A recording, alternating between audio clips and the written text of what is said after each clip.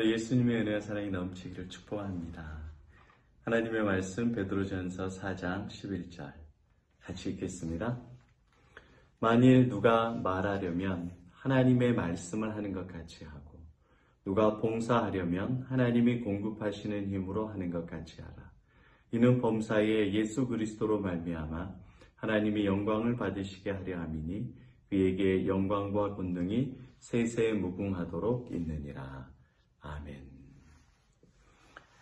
누가 봉사하려면 하나님이 공급하시는 것 같이 하라. 초대교회 그리고 현재 교회에 우리가 봉사할 때에 자기 이름이 드러나기 쉽습니다. 그런데 하나님께서는 내 이름이 아니라 내 명예가 아니라 하나님이 공급해 주셨다. 하나님의 영광을 드러내라는 말씀입니다. 이게 좀 어려운 이야기죠. 다 사람은 가정에서나 또 교회에서 자기의 이름이 드러나기를 원합니다. 그런데 어떻게 주님의 이름이 드러나고 하나님께 영광이 되는 봉사를 할 수 있을까? 내가 시간 들여, 내가 노력, 내 최선을 다해서 교회 봉사를 하면 누가 인정해줘야 재밌잖아요. 누가 칭찬해줘야 더 할 맛이 나는데 오늘 성경에서는 하나님이 공급하시는 것 같이 그렇게 봉사하라고 말하고 있습니다. 그러니까 내 힘이 아니라 하나님의 힘으로 봉사한다는 겁니다. 교회에서 봉사할 때, 또 집에서 봉사할 때, 내 힘이 아니라 하나님께서 공급해 주셨으니까 내가 주님의 영광을 위해서 봉사한다. 이런 믿음이 있는 사람은 하나님께 영광을 돌리면서 봉사를 합니다. 그런데 그게 아니라 내 힘과 내 노력으로, 내 열심으로 봉사하는 사람은 늘 원망이 있고, 불평이 있고, 비교가 있고, 경쟁이 있습니다. 주 안에 사랑하는 여러분, 봉사하면서 우리가 원망과 불평하는 이유, 그 이유는 내 힘으로 하기 때문에 그렇습니다. 내가 공급한다고 생각을 하는 거예요. 이 집에서 아내들이 화내는 이유는 나만 희생한다고 생각하는 겁니다. 남편과 자식은 안 하고. 남편이 집에서 화내는 이유는 뭐냐면 나는 등이 휘도록 열심히 일하고 돌아왔는데 가정에서까지 내가 일해야 되느냐. 내 평생에 해온 것 아무것도 없고 해놓은 것 아무것도 없는 것 같다. 나의 희생이 헛된 것 같이 느껴진다. 내가 공급하고 내가 먹여 살린다 생각하니까 이 봉사가 기쁨이 안 되는 거예요. 교회에서도 그래요. 교회에서도 우리가 주로 우리 여성분들이 많이 봉사하는 게 식당 봉사잖아요. 먹고 사는 게 제일 예민한 문제입니다. 식당에서 봉사하고 교육부서, 찬양팀, 성가대 봉사하는데 계속 원망, 불평이 나와요.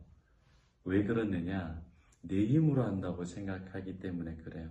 내가 시간을 써서, 내가 물질을 써서, 내가 노력해서, 내가 내 재능을 가지고 내가 교회에 공급한다 생각을 하는 겁니다.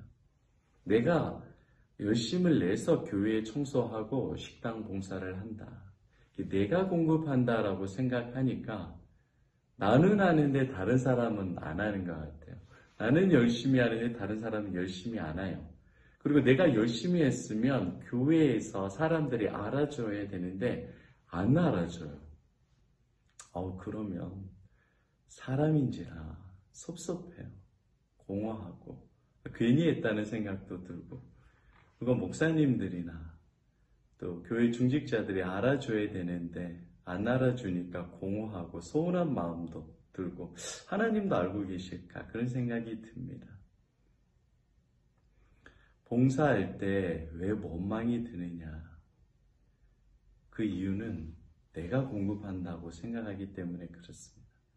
근데 여러분, 이 생각을 바꿔야 돼요. 내가 공급하는 것이 아니라 하나님께서 나에게 공급해 주시니까 그 힘으로 내가 봉사하는 겁니다. 하나님께서 나에게 생명을 주시고, 하나님께서 나에게 건강을 주시고, 하나님께서 나에게 지식을 주시고, 하나님께서 나에게 믿음을 주시고, 예수님이 내 죄를 대신해서 죽어주시고, 예수님이 나를 구원해 주셨기 때문에 그 구원의 은혜와 구원의 사랑과 구원의 희생과 생명 주신 예수님의 사랑 때문에 내가 봉사하는 거예요. 내가 가정에서 봉사하면서 늘 남탓하고 원망하는 이유는 내가 공급한다고 생각하기 때문에 그렇습니다.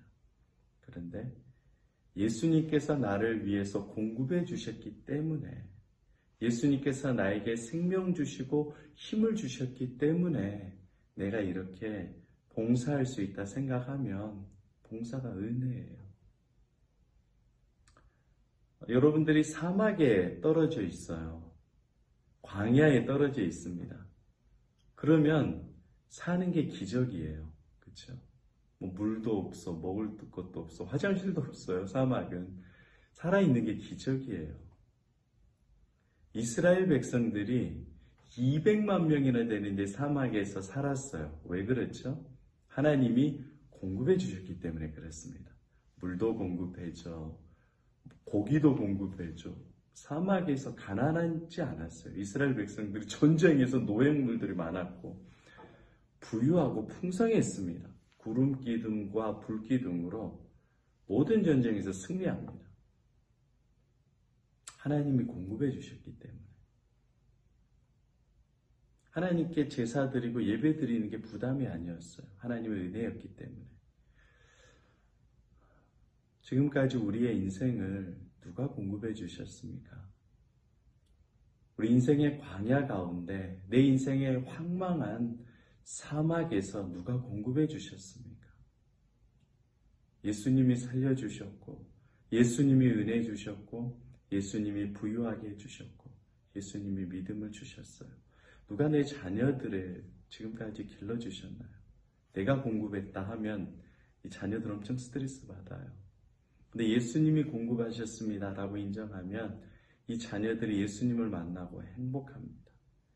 내 자녀, 우리 가정, 예수님께서 다 공급해 주셨습니다. 그래서 인생이 빈곤한 인생이 아니라 예수님의 공급하심으로 인해서 풍성한 인생을 살았다 고백하는 저 여러분 되시기를 바랍니다. 내가 공급했다 생각하면 인생이 빈곤해져요. 광야 같아요. 그런데 예수님이 나를 공급해 줬다라는 것을 믿으면 인생이 풍성합니다. 담대해지고 행복해집니다. 그래서 여러분의 인생을 내가 공급하는 가난한 인생, 공핍한 인생이 아니라 예수님의 공급함으로 풍성한 인생 살아가는 저 여러분 되시기를 바랍니다. 오늘도 그러한 은혜를 주신 하나님께 깊게 기도하시고, 특별히 오늘 기도할 때는 내가 지금까지 내가 공급한 줄로 알았습니다 라고 회개하면서 깊게 예수님 앞에 기도하십시오. 그러면 주님께서 여러분을 만나 주실 겁니다. 예수님의 은혜와 사랑이 넘치기를 축복합니다. 아멘.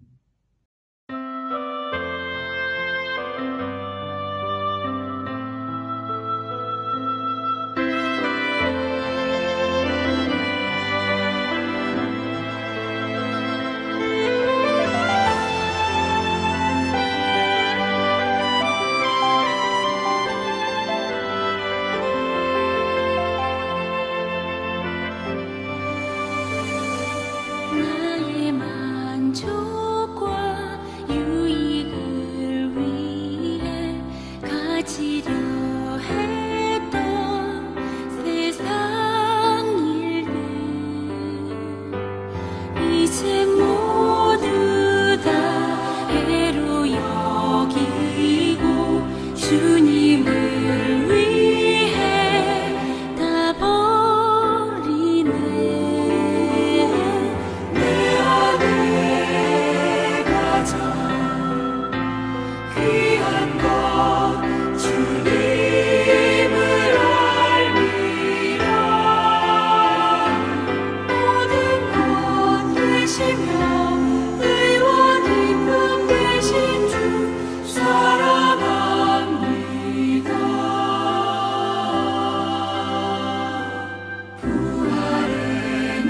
능력 체험하면서 주의 고난에 동참하고